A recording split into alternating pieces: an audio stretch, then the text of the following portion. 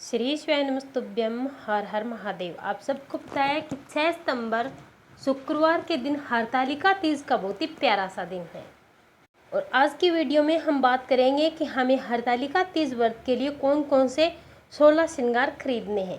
अखंड सुहाग के लिए वो कौन कौन से 16 श्रृंगार हैं जो हमें इस दिन जरूर करने चाहिए। कौन सा वो एक श्रृंगार है जो करके ही हमें तीज व्रत की पूजा करनी है। ऐसी सारी जानकारी आज की वीडियो में हम आपको बताने वाले हैं। इसके लिए आपको वीडियो को पूरा जरूर देखना है। अगर आप भगवान शिव के सच्चे भक्त हैं तो चैनल को सब्सक्राइब करके कमेंट बॉक्स में हर हर महादेव जरूर लिखिएगा। भादो महीने की शुक्ल पक्ष की तृतीया तिथि को हरतालिका तीज का व्रत किया जाता है। ये व्रत महिलाएं अखंड सौभाग्य की प्राप्ति के लिए करती है, अपने पति की लंबी आयु के लिए करती है और कुंवारी कन्याएं अच्छे वर की प्राप्ति के लिए इस व्रत को करती है। इस दिन माता पार्वती और शिव जी की पूजा की जाती है। ये पूजा श्रृंगार करके हमें करनी चाहिए। इस बार शुक्रवार के दिन हरतालिका तीज पड़ रही है, इससे पहले पड़ रहा है गुरुवार। तो सबके मन में एक प्रश्न उठा हुआ है कि गुरुवार के दिन हम अपने बाल कैसे धोएं। तो आपके लिए 2 ऑप्शन है। इसके लिए आप बुधवार के दिन बाल धो सकते हैं। इसके बाद आप लहसुन और प्याज का सेवन है जो वर्जित कर दीजिए, अपनी रसोई से लहसुन प्याज को हटा दीजिए।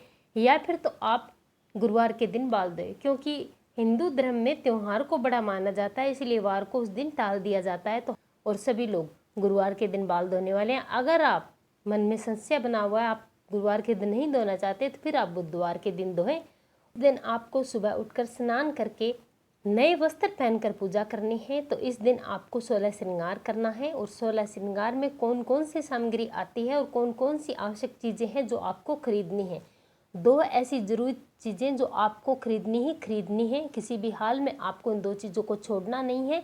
ये सारी बातें हम आज की वीडियो में बताने वाले हैं। तो चलिए जानते हैं वो कौन से 16 श्रृंगार हैं जो हमें इस दिन करने चाहिए। 16 श्रृंगार की सामग्री में क्या क्या चीज़ आएंगी वो सारी बातें हम आपको बताएंगे। अगर आपके पास चीज़ें हैं तो ठीक, आपको नहीं खरीदनी है, और अगर नहीं है तो आप पहले से ही खरीद ले, क्योंकि अभी 3-4 दिन का समय बाकी है।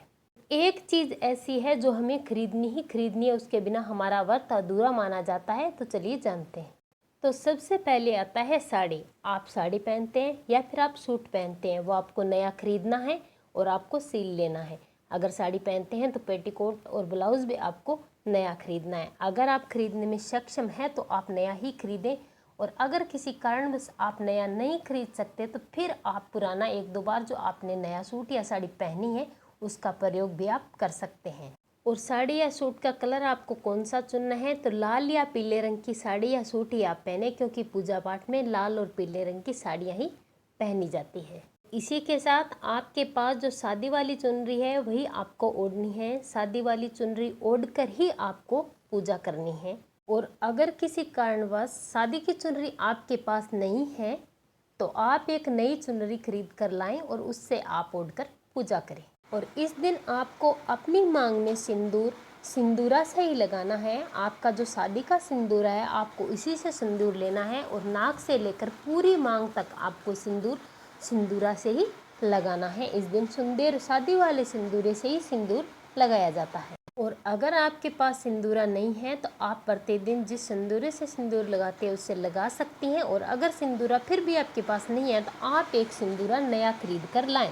सिंदूर लगाते समय आपको ध्यान रखना है कि आपने माता रानी को जितनी बार सिंदूर समर्पित किया है उतनी बार ही आपको अपनी मांग में सिंदूर लगाना है। तो इसे सुहाग लेना कहते हैं। तो सुहाग लेने की विधि यही है कि आपको माता रानी को सिंदूर समर्पित करना है। जितनी बार करेंगे उतनी बार ही आपको सुहाग लेना है, अपनी मांग में सिंदूर भरना है।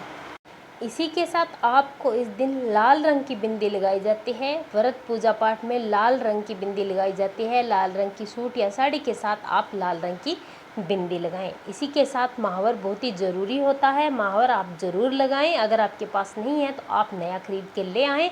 अगर पड़ा है तो आप पुराने वाला भी यूज कर सकते हैं। महावर के बिना तो कोई पूजा पूरी होती नहीं। इसी के साथ आपको मेहंदी ज़रूर लगानी है। मेहंदी आपको 1 दिन पहले ही लगा लेनी है, और पूजा के लिए आपको थोड़ी सी मेहंदी अलग रखनी है। सुहाग की सबसे श्रेष्ठ चीज़ों में मेहंदी नंबर 1 पर आती है, तो आप मेहंदी जरूर लगाएं। 16 श्रृंगार में इसके बाद आता है काजल। तो आपको काजल इस दिन जरूर लगाना है। इसी के साथ आपको लिपस्टिक भी लगाना है। पुराना लिपस्टिक भी आप लगा सकते हैं, ज़रूरी नहीं कि आप नया खरीद कर ही लाएँ। और साथ ही साथ आपको नेल पॉलिश भी लगानी है, आप पुरानी नेल पॉलिश भी यूज़ कर सकते हैं। इसी के साथ आपको लगाना है गजरा। गजरा आप आर्टिफिशियल भी लगा सकती हैं और मार्केट में फूलों वाला गजरा मिलता है, तो उस दिन आप खरीद के फूलों वाला गजरा भी लगा सकती हैं। इसी के साथ आपको पहननी है पायल। अगर आपके पास पायल नहीं है तो वो पहन लीजिए, नहीं तो आप रोज़ वाली पायल भी साफ करके पहन सकते हैं। और इसी के साथ आपको बिछुआ ज़रूर पहनना है, पायल बिछुआ आपको ज़रूर पहनना है। आप पुराने वाले को साफ करके भी पहन सकते हैं।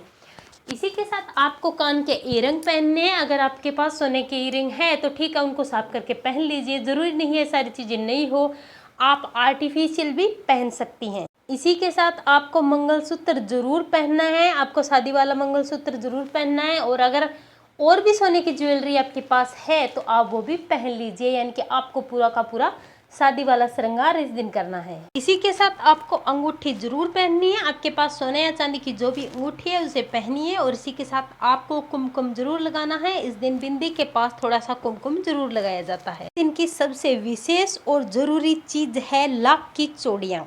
आप कुछ खरीदे या ना खरीदे, लेकिन आपको लाख की चूड़ियाँ जरूर खरीदनी है। इस दिन आपको लाख की चूड़ी ही पहननी है। इस दिन नई चूड़ियाँ पहनी जाती है, आपको पुरानी चूड़ी नहीं पहननी है। और नई चूड़ियाँ लाख की लाए और खरीद कर पहने। लाल और हरे रंग की लाख की चूड़ियाँ इस दिन पहनी जाती है।